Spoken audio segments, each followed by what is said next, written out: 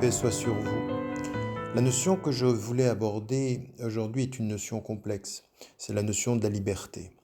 La notion de la liberté, elle a été traitée, bien entendu, par toutes les spiritualités les plus anciennes, par toutes les mystiques également. Elle a une forte résonance dans les traditions mystiques juives, dans la Kabbale, dans la tradition chrétienne, dans la tradition soufie musulmane, bien entendu dans les religions, où on est allé des deux extrêmes, celle qui considérait que l'homme était absolument libre à celle qui considérait le déterminisme absolu, que l'homme n'avait pas de libre arbitre et qu'il était totalement déterminé.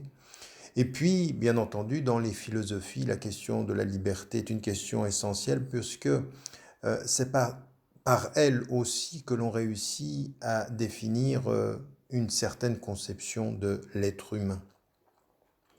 La conception de l'être humain est importante puisque ce qui le différencie de l'animal et ce qui fait qu'il n'est pas ni un ange ni un dieu, c'est bien entendu sa capacité à raisonner, sa capacité à s'exprimer, le langage dont j'ai déjà parlé, mais bien entendu la liberté. D'ailleurs, Ibn Kathir, dans la tradition musulmane, au moment où il parle de la notion de la dignité humaine, il l'associe à la notion du savoir et à la notion de la liberté, ce que feront d'ailleurs toutes les philosophies par ailleurs de façon générale. Ce qu'il est intéressant de discuter ici, c'est les niveaux de la liberté et en même temps les renversements possibles, c'est-à-dire les illusions de la liberté. Les illusions de la liberté qui peuvent être au niveau de la raison, c'est ce que disent les mystiques, et puis au niveau social, c'est ce que fait aujourd'hui ceux qui critiquent une certaine forme du modernisme, de la modernité ou de nos sociétés de consommation en traitant d'un niveau un peu plus approfondi quand il s'agit de la notion de la liberté. Alors, ce que je vous propose, c'est de faire un petit voyage à travers ces différents niveaux et d'essayer de discuter, de voir ce qu'il en est, ce que l'on peut en retenir pour nous et comment on doit aussi se déterminer sur ce cheminement, puisque la liberté est une quête, la liberté c'est un idéal, il est très exigeant cet idéal, il demande beaucoup de soi à soi, beaucoup de soi avec autrui, beaucoup dans notre société également. Alors, ce qu'il m'intéresse de discuter, c'est ce premier niveau. Le premier niveau, quand on parle de liberté, immédiatement, ce qui nous vient à l'esprit, c'est je suis libre à partir du moment où je pense ce que je veux, où je peux dire ce que je veux, donc la liberté de penser, la liberté d'expression, et puis lorsque je fais ce que je veux, la liberté d'action. Alors ça, c'est une évidence, c'est vrai, c'est une première introduction à la notion, et pourtant il faut en ajouter une quatrième dimension, une dimension ou un niveau qui est beaucoup plus fondamental. Ça n'est pas la liberté de penser ou la liberté de s'exprimer ou la liberté d'agir, mais c'est la liberté d'être celui que je veux être ou celle que je veux être. Et donc ici, il y a la liberté d'être qui, au fond, essentiellement précède toutes les autres. Mais pour y parvenir, il faut passer par toutes les autres. En d'autres termes, il faut passer par la périphérie de la notion de la liberté à son centre pour repartir de son centre à sa périphérie et de ce point de vue se poser les questions essentielles. Et il y a un premier niveau qui est presque de l'ordre de la nature. Avant même que l'on puisse parler de ce que je pense ou ce que je peux dire ou ce que je peux faire, il y a le fait d'être en vie, c'est-à-dire quelles sont les conditions de ma liberté d'être vivant avant ma liberté d'être un être humain. Et là, on s'aperçoit que immédiatement, la liberté se définit par les limites qui l'entravent. Je m'explique. Dans notre nature, pour pouvoir vivre, eh bien immédiatement notre liberté d'être vivant, elle trouve ses premiers obstacles dans notre biologie. En d'autres termes, pour pouvoir vivre, je dois manger, Et donc, je suis libre jusqu'aux limites de la nécessité, du besoin que j'ai de manger, du besoin que j'ai de boire. Et donc, premier élément, par ma nature, par ma constitution biologique, eh bien, j'ai des limites, celles de boire, celles de manger, celle également de me reproduire, car pour pouvoir vivre, il faut pouvoir non seulement survivre quand il s'agit de soi, mais protéger la vie et la transmettre. Et donc il y a, de ce point de vue-là, une liberté limitée dans le fait qu'il faut pouvoir procréer également. Et un autre élément, c'est dans la liberté, il faut que je puisse me protéger des éléments. Autant la nature est parfois protégée et parfois elle ne l'est pas, autant l'être humain, il faut qu'il trouve une demeure. Une demeure qui va être la condition de sa survie. Si on prend ces éléments, ces premiers éléments au premier niveau, à savoir le fait de manger, le fait de boire, le fait de se protéger, le fait donc de se reproduire, on s'aperçoit que ces limites naturelles à notre liberté vont en fait et doivent en fait se traduire en droit naturel. Parce que si pour vivre, j'ai besoin de manger, de boire, de me protéger et de pouvoir également me reproduire, eh bien, dans l'ordre de la nature, ces limites naturelles sont autant de droits naturels qui sont en fait, j'ai le droit naturel à pouvoir manger, à pouvoir boire, à pouvoir me protéger, à pouvoir me reproduire. Ce droit naturel, il faut que n'importe quelle société digne ce nom me les garantisse. Et elles sont, ces limites, devenues des droits, les conditions de ma liberté. Donc on le voit, ce n'est pas un discours qui doit être un discours creux sur la liberté, il prend en compte les limites et les conditions pour pouvoir y avoir accès. Pas de liberté dans une société qui n'offrirait pas le minimum du repas ou de la boisson ou de la protection. Donc pour pouvoir être libre, il faut déjà obtenir les premiers éléments qui nous permettent d'y parvenir. Deuxième des choses qu'on peut dire à partir de cela, c'est que ces limites, en négatif, eh bien, elles nous donnent tout ce qui va être l'espace de notre liberté. C'est-à-dire que puisque je suis libre dans les limites du fait que j'ai besoin de manger, du besoin de boire, de besoin de protéger, eh bien, dans cet espace-là, que ma liberté de penser, la liberté de m'exprimer et la liberté d'agir vont se traduire d'une certaine façon. Et donc, encore une fois, on s'aperçoit qu'à ce deuxième niveau de la liberté ou de l'expression de la liberté, il y a des conditions. Quelles sont les conditions de la liberté de penser ou de la liberté d'exprimer? Bien, il y a une condition qui est fondamentale, c'est qu'on ne peut apprendre à penser que s'il y a transmission d'une éducation. Donc l'éducation est fondamentale. Être libre et ignorant, c'est une contradiction dans les termes. Et donc, il faut l'éducation, il faut avec l'éducation la capacité de pouvoir recevoir ce que l'on nous donne et de penser sans s'appuyer sur ceux qui nous l'ont transmis, à savoir la pensée autonome, ce qu'on appelle aujourd'hui la pensée critique. Et donc ici, on s'aperçoit que cette pensée autonome, cette pensée critique, elle est une des conditions de la liberté. Ça veut dire aussi qu'il faut savoir que dès que nous sommes deux, nous avons à penser par nous-mêmes tout en résistant à la pression qu'autrui pourrait faire sur nous. Donc la collectivité nous donne la possibilité par l'éducation de penser par nous-mêmes, mais en même temps, elle nous fait courir le risque de penser par autrui. Et donc, il faut pouvoir penser par soi et résister à la pression sociale. Et de ce point de vue-là, encore une fois, le processus d'autonomisation, d'individualisation est important.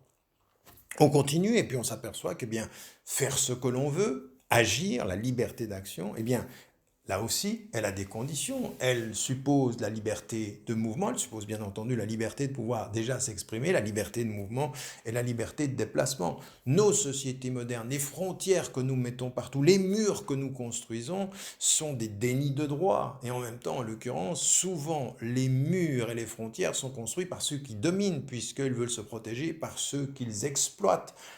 quand ils les exploitent dans leur pays d'origine, quand il s'agit des migrants, quand ils les exploitent en l'occurrence même au niveau de l'ordre du monde aujourd'hui. Et donc ici, encore une fois, la liberté de pouvoir agir, la liberté d'action, c'est une des expressions de cette liberté qui est liée à la liberté de penser, qu'elle est liée à la liberté de s'exprimer et qui questionne la façon dont sont gérés les espaces et les frontières, qui décide d'une frontière, qui décide d'un mur, rarement les opprimés, souvent les dominants.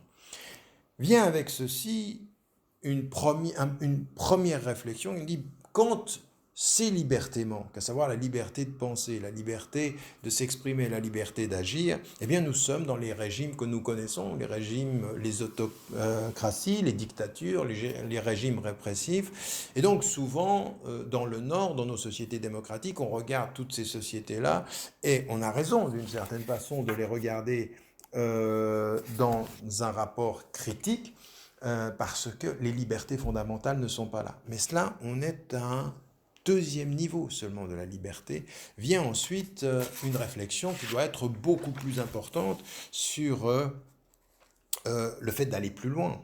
Nos démocraties nous permettent certes de penser, nous permettent certes d'agir. Il semblerait, en l'occurrence, que cela soit le cas. Il faut en faire la critique pour se poser la question, est-ce que là où je peux penser, est-ce que là où je peux m'exprimer, là où apparemment je peux agir, est-ce que je peux être celui que je veux être? Et donc ce niveau plus élevé, plus profond, donc on arrive là au centre, celui qui ensuite va irradier tout le reste, parce que là on fait un retour à soi pour pouvoir ressortir de soi, eh bien on nous offre en l'occurrence souvent une apparence de pensée autonome, une apparence d'action possible, et pourtant il peut y avoir le contrôle de la pensée. Et donc la liberté ou la quête de la liberté, c'est toujours avoir la vigilance de qui me contrôle et comment l'on me contrôle et comment vais-je avoir accès à la liberté. Il faut savoir d'ailleurs que même dans la tradition musulmane, que dire que Dieu est le plus grand, ce qu'on a traduit aujourd'hui avec Allahu Akbar, qui sont tous les éléments du terrorisme, ça ne veut pas dire ça du tout. Dieu est plus grand, ça veut dire s'il est celui par qui ma liberté doit s'exprimer, c'est que je ne dois être contraint dans ma liberté d'être celui que je veux être par personne, par aucune autorité sur la terre. C'est-à-dire, je dois me constituer en être autonome. Ça ne veut pas dire qu'il ne faut pas reconnaître une autorité politique, une autorité légale. Non, bien entendu, il faut la reconnaître. Mais ça n'est pas cette autorité que je reconnais importante pour réguler ma vie qui me fait. Elle ne détermine pas qui je suis, même si elle me permet d'être avec ce que je ne suis pas. Donc, reconnaissance de l'autorité sans perte de l'identité, de l'autonomie et de la pensée personnelle. Et donc ici, on s'aperçoit que dans nos sociétés, on peut avoir des systèmes de contrôle de la pensée. Comme quoi, par exemple? Eh bien, déjà, l'histoire. On le sait dans toutes les traditions. Vous lisez la tradition, la Torah, ou vous lisez les traditions chrétiennes, la Bible, ou vous lisez en l'occurrence le Coran, mais c'est très très ancien dans ce qu'apportait le confucianisme. Quand Siddhartha vient, en l'occurrence, qu'est-ce qu'il trouve? Il trouve des communautés qui contrôlent la pensée du groupe par un certain enfermement traditionnel. C'est-à-dire, la tradition, ce n'est pas ce qui nous fait éclore, ce n'est pas ce qui nous forme, c'est ce qui nous contrôle. Et donc, on dit, nous avons trouvé nos pères, ils faisaient ainsi. C'est notre culture, elle ne change pas. Cette vision-là d'une histoire qui se recroqueville pour se protéger du temps qui passe et qui est positif, qui peut être positif, qui doit être positif par la force de notre engagement, eh bien, l'histoire de ce point de vue-là nous contraint, et puis nous en faisons un élément d'identité fermée, de statu quo, ce que l'on voit aujourd'hui avec ce qu'on appelle les populismes. Et puis, il y a bien entendu eh bien, l'espace. Nous pensons comme ça ici, c'est nous, c'est notre façon de penser, ce que Marcuse, dans son ouvrage L'homme unidimensionnel, mettait en évidence. Une société du progrès qui donne tous les moyens, non pas d'ouvrir à la diversité de pensée, mais d'imposer l'uniformité de la pensée, l'unidimensionnalité de l'homme. Et puis, plus encore aujourd'hui que jamais, eh bien, on a toutes les technologies. Les technologies, eh bien, elles nous permettent de contrôler la pensée. On le sait par la publicité, par la surinformation. On le sait aussi par une espèce de psychologie collective où on sait comment atteindre la collectivité, comment entretenir un sentiment, jouer sur l'émotif, jouer sur les sensibilités, contrôler la pensée par l'activation ou l'agitation ou l'excitation de l'émotion, eh bien tout ça on connaît, on sait aujourd'hui le faire et on produit en l'occurrence des addictions, des dépendances. Alors il y a le livre très intéressant sur le capitalisme addictif de Patrick Farrell. On peut discuter sur certaines de ses considérations, sur le fait religieux ou sur certaines sociétés, mais il y a une vraie réflexion sur cette société de consommation qui nous donne la liberté de penser, qui nous donne apparemment la liberté d'agir, mais qui agit en amont sur qui nous sommes et comment nous réagissons, comment on produit en nous des addictions, des dépendances. Et on ne s'en rend pas compte. Alors on pense que l'on pense seul, mais on en pense comme l'on a pensé avant nous. On pense que l'on réagit de façon autonome, mais on travaille sur nos émotions pour nous faire réagir d'une certaine façon. Et là, il faut de la vigilance, il faut une certaine discipline par rapport à ça. Il faut avoir une force intellectuelle, une volonté de pouvoir résister à ceci. Alors, c'est cela, au bout du compte. Si l'on veut être ce que l'on veut être, il faut déjà savoir qui l'on a envie d'être. Donc, il faut faire un travail d'introspection et à partir du centre, repartir vers la périphérie sur comment je pense, comment je parle et comment j'agis. Ça demande une discipline. Et là, on le sait. Vous connaissez dans l'histoire de Robinson, qui a été repris d'ailleurs à la tradition de Ibn Tufayl. Robinson est un emprunt à un philosophe arabe musulman qui mettait en évidence le fait que dans un espace apparemment libre, il faut une certaine discipline parce que l'usage de la règle va permettre l'expression de la liberté. On le trouve dans toutes les traditions, dans toutes les réalités. C'est-à-dire, quand on a du temps libre, il faut le discipliner pour se discipliner pour pouvoir en tirer usage. Je l'ai fait dans les mois que j'ai passés en prison. J'ai dû discipliner mon temps pour vivre une liberté intérieure qui me permettait de dépasser les contraintes des murs qui m'entouraient. C'est vrai dans la société. Et pour briser ces chaînes, pour briser toutes ces contraintes-là, eh bien, il faut de l'éducation, effectivement. Et cette éducation, elle doit être autant à l'éducation des religions qu'à l'éducation des philosophies, qu'à l'éducation de l'histoire, qu'à l'éducation de l'art. Ces dimensions-là font émerger une réflexion, une pensée qui permet plus de liberté. Cette éducation, elle est essentielle. Le voyage est important puisqu'il nous met en face d'autres cultures, d'autres façons de penser, nous ouvre des horizons et nous permet de nous questionner, nous, pour savoir qui l'on est dans la diversité. Le questionnement personnel, permanent, et ça encore, c'est une vigilance intellectuelle, savoir qu'on peut être aliéné par l'émotion quand on n'a plus la vigilance intellectuelle. Donc ça demande, c'est finalement ça tout le travail de la spiritualité, une sorte de vigilance, ce que les soufis traitent dans la notion de muraqaba, c'est-à-dire avoir conscience de soi et s'observer. Et puis une chose qui est étonnante, c'est garder la capacité à l'émerveillement. Qui ne s'émerveille plus du monde y a perdu sa liberté, puisque l'habitude est le quotidien, on finit par lui faire perdre cette façon de regarder le monde. L'émerveillement devant le monde est à l'esthétique ce que la vigilance est à l'intellect. C'est des questions qu'il faut se poser, c'est des questions sur lesquelles il faut travailler. C'est une longue quête, elle n'est jamais terminée. C'est la quête d'une vie, celle que nous devons mener et qui nous engage de la façon la plus profonde en revenant ensemble pour irradier ensuite nos vies. Voilà.